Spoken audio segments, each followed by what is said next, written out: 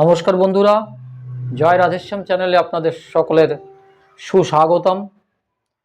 আশা করি আপনারা ভক্তরা সবাই ভালো আছেন। আজকে আমরা আবার অন্য দিনের মতো ফিরে আসলাম আমাদের গীতার ক্লাসে। তো আজকে আমরা শ্রীমদ্ ভগবদ গীতার 7ম অধ্যায়ের 14 নম্বর শ্লোক থেকে আলোচনা করব এবং আমরা শ্লোকটা সবাই প্রথমে একসঙ্গে বলবো, যাতে করে আমাদের সকলের কল্যাণ হয়, সকলের গীতা পাঠের সুফল আমরা যেন পাই। তো আমরা সকলে বলি, দৈবীহেষা গুণময়ী মম মায়া দূরত্বয়া মামেব যে প্রপদ্যন্তে মায়ামেতাম তরন্তিতে। দৈবীহেষা গুণময়ী মম মায়া দূরত্বয়া মামেব যে প্রপদ্যন্তে মায়ামেতাম তরন্তিতে। ভগবান কি বলেছেন দেখুন, যে বলছেন যে অর্জুনকে, যে হে অর্জুন, আমার এই ত্রিগুণাত্মিকা মায়া, সত্য রজ তম, এই যে ত্রিগুণ, এই ত্রিগুণাত্মিকা মায়া, যদিও ভগবান গুণের মধ্যে থাকেন না, কিন্তু সেই গুণের মধ্যে আমরা আছি। ভগবান গীতায় বলেছেন যে হে অর্জুন, এই ত্রিগুণকে অতিক্রম করার সাধ্য কারো নেই।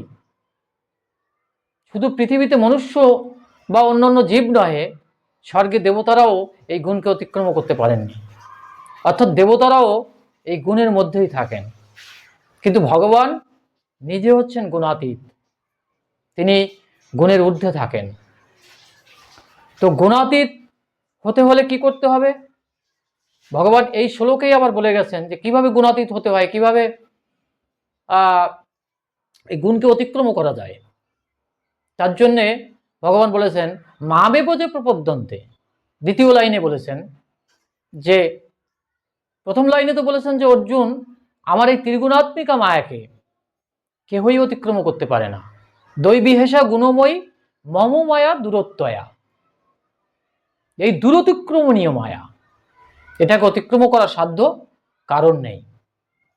কিন্তু দ্বিতীয় লাইনে বলেছেন যে মামেব যে প্রপদ্যন্তে, অর্থাৎ আমার চরণে যে প্রপত্তি করে, আমার কাছে যে আত্মসমর্পণ করে, আমার কাছে যে শরণাগত হয়, সেই একমাত্র এই মায়াকে অতিক্রম করতে পারে। তা সে দেবতাই হোক, আর সে মনুষ্য জীবই হোক, বা যে কেউ, কিন্তু মায়ার ঊর্ধ্বে কেউ নয়, না দেবতারা না মনুষ্য। তাই দেখুন যে মায়াকে অতিক্রম করার বা মায়া থেকে উঠে ভগবানের কাছে পৌঁছানোর ব্যবস্থাও কিন্তু ভগবান এই দ্বিতীয় লাইনে বলে গেছেন যে মামেব যে প্রপদ্যন্তে মায়ামেতাম তরন্তিতে। সেই একমাত্র এই মায়াকে তরাতে পারে যে আমার চরণে প্রপত্তি করেছে। এই জন্যে দেখুন, এই মহাভারতে যখন দ্রৌপদী, দুঃশাসন যখন দ্রৌপদীর চুলের মুঠি ধরে টেনে এনেছিল ভরা সভায়, তখন কিন্তু তার পঞ্চ স্বামী সেখানে উপস্থিত ছিল। উপস্থিত আরো অনেক বড় বড় যোদ্ধা, যেমন ভীষ্মদেব, কর্ণ আদি বড় বড় যোদ্ধারাও ছিল।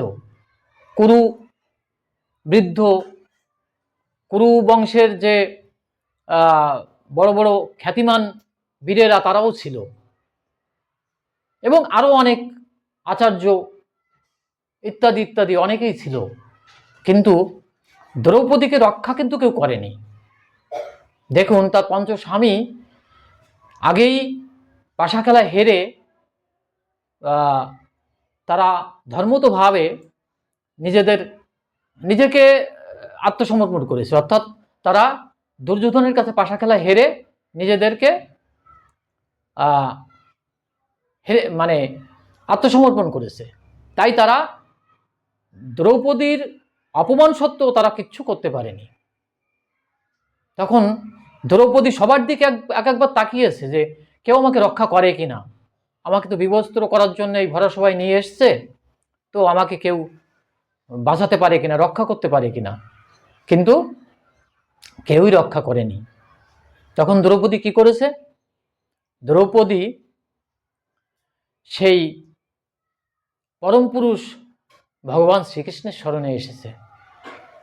তখন সে চিন্তা করেছে যে আমাকে তো কেউ রক্ষা করলো না, তো আমার তো গোবিন্দ আছে, গোবিন্দ আমাকে রক্ষা করতে পারবে অবশ্যই, তিনি তো সর্বশক্তিমান, তিনি তো সর্বনিয়ন্তা, সর্বজ্ঞাত।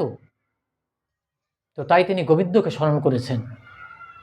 এক হাত দিয়ে সেই শাড়ির আঁচল ধরে আর এক হাত দিয়ে গোবিন্দকে ডেকেছে, হে গোবিন্দ তুমি আমাকে রক্ষা করো। কিন্তু দেখুন তখনও কিন্তু গোবিন্দ আসেনি, কারণ দ্রৌপদী পূর্ণরূপে তাকে সমর্পণ করতে পারেনি, তাই গোবিন্দ তখন আসেনি, কৃষ্ণ তখন আসেনি। কিন্তু দ্রৌপদী চিন্তা করলো যে আমি তো গোবিন্দকে ডাকলাম, গোবিন্দকে ডাকার সাথে সাথে তো গোবিন্দ চলে আসে, কিন্তু কেন আজকে আসলো না? তখন তার মনে পড়েছে যে আমি তো পূর্ণরূপে গোবিন্দের চরণে শরণাগত হতে পারিনি। তাই দেখুন পূর্ণ সমর্পণ কি জিনিস। ওই যে সেই ৬৬ নম্বর শ্লোকের মতো সর্বধর্মান পরিত্যাজ্য।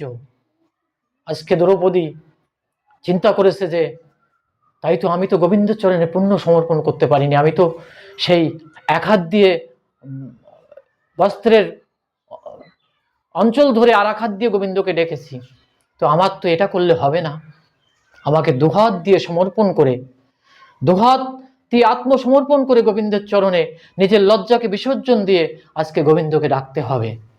সেই ক্ষণে উপস্থিত হয়েছে। তাই কি করেছে দ্রৌপদী? আস্তে আস্তে নিজের শরীরের সেই লজ্জা নিবারণের অঞ্চলটুকু, সেই শাড়ির অঞ্চলটুকু ছেড়ে দিয়েও গোবিন্দকে দুহাত উঁচু করে ডেকেছে, হে গোবিন্দ, হে ভগবান, হে দীন দয়াল, তুমি তুমি আমাকে এই ঘোর বিপদ থেকে উদ্ধার করো, আমার সম্মান রক্ষা করো ঠাকুর। যখন এইভাবে ডেকেছে তখন ভগবান আর থাকতে পারেনি। ভক্ত ডাকলে, ভক্ত যদি আত্মসমর্পণ করে, ভগবান কি আর থাকতে পারে? তাই ভগবান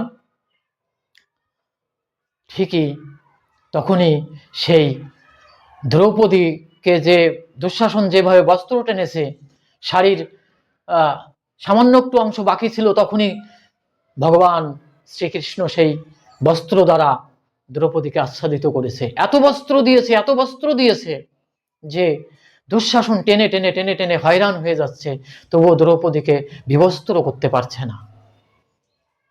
তাই বলে যে রাখে কৃষ্ণ মারে কে, আর মারে কৃষ্ণ রাখে কে। কৃষ্ণ যাকে রাখে তাকে কেউ মারতে পারে না। তাই আজকে দ্রৌপদীর সম্মান ভগবান রেখেছে, ভক্তের সম্মান ভগবান রেখেছেন। আর এক সময় সেই দুর্যোধন কি করেছে? কাপড়ের অঞ্চল টানতে টানতে দুর্যোধন এক সময় হাঁপিয়ে অজ্ঞান হয়ে মাটিতে লুটিয়ে পড়েছে। নিজের শরীরে আর এতটুকু শক্তি বাকি নেই। তো এই হচ্ছে ভগবানের লীলা। তার কাছে যদি আত্মসমর্পণ করা যায়, তার কাছে যদি প্রপত্তি করা যায়, ওই তাই বলেছেন মামে বোঝে প্রপদ্যন্তে মায়া মেতাম তরন্তিতে।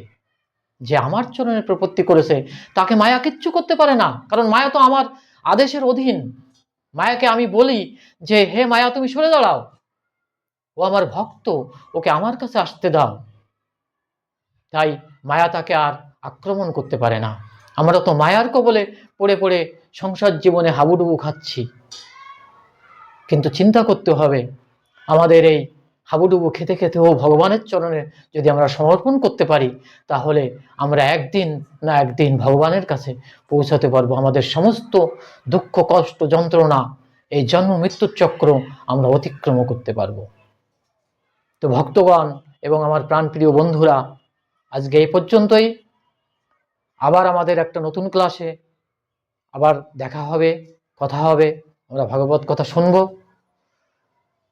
কৃপা করে আমার চ্যানেলটি সাবস্ক্রাইব করবেন, লাইক শেয়ার করবেন এবং সবাইকে দেখার সুযোগ করে দেবেন, এবং আমরা যাতে করে এইভাবে চালিয়ে যেতে পারি সেই ব্যবস্থা করবেন।